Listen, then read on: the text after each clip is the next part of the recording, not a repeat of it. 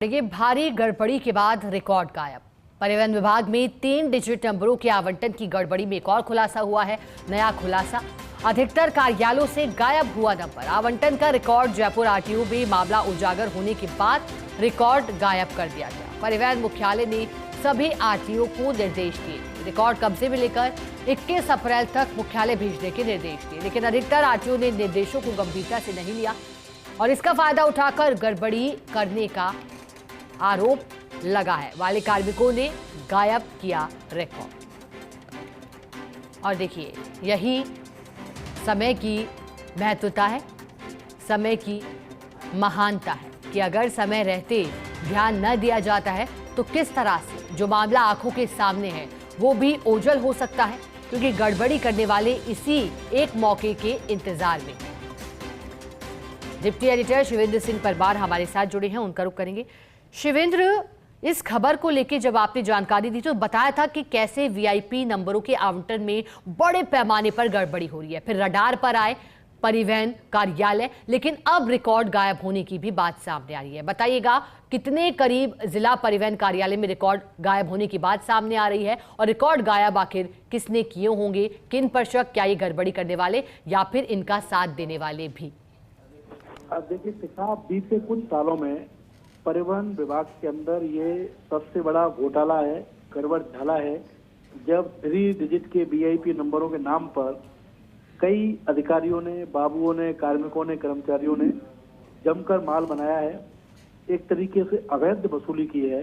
जो नंबर अस्तित्व में नहीं थे उनको बैकलॉग करके गलत तरीके से आवंटित किया गया, मन मर्जी के पैसे वसूले गए और एक अनुमान के मुताबिक करीब 50 करोड़ से लेकर 100 करोड़ तक का घोटाला है परिवहन विभाग में। जांच हो रही है इसकी।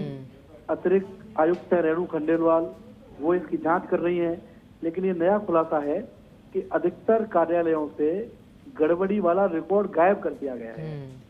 कल जो वीसी हुई थी सुची त्यागी की, जो ट्रांसपोर्ट सेक्रेटरी और कमिश्नर है, उनकी वीसी में भी कई आरटीओ ने कहा कि हमारे यहाँ रिकॉर्ड नहीं मिल रहा। इस जवाब को सुनकर नाराज भी हुई आयुक्त। उन्होंने कहा कि ढंग का जवाब नहीं है, रिकॉर्ड तो आपको भेजना पड़ेगा।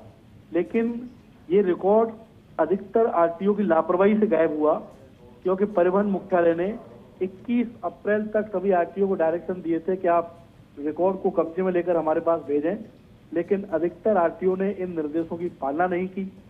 इसका फायदा उठाकर जो गड़बड़ी करने वाले लोग थे, क्योंकि वो तो अभी भी काम कर ही रहे, उनकी पहचान नहीं हो पाई, उन्होंने कई रजिस्टर फाड़ दिए, कि रजिस्टर गायब कर दिए। जयपुर आरटीओ फर्स्ट में ही सिका 200 से ज्यादा नंबरों का रिकॉर्ड नहीं मिलता। तो आप देखिए किस बड़े लेवल पर गड़बड़ी परिवहन विभाग में हुई है। अब बड़ी चुनौती है परिवहन विभाग के सामने, परिवहन विभाग के अधिकारियों के सामने, कि वो पहचान कर सकें कि कौन कौन लोग इस घोटाले में शामिल हैं, क्योंकि 30 से ज्यादा डीटीओ जांच के दायरे में हैं।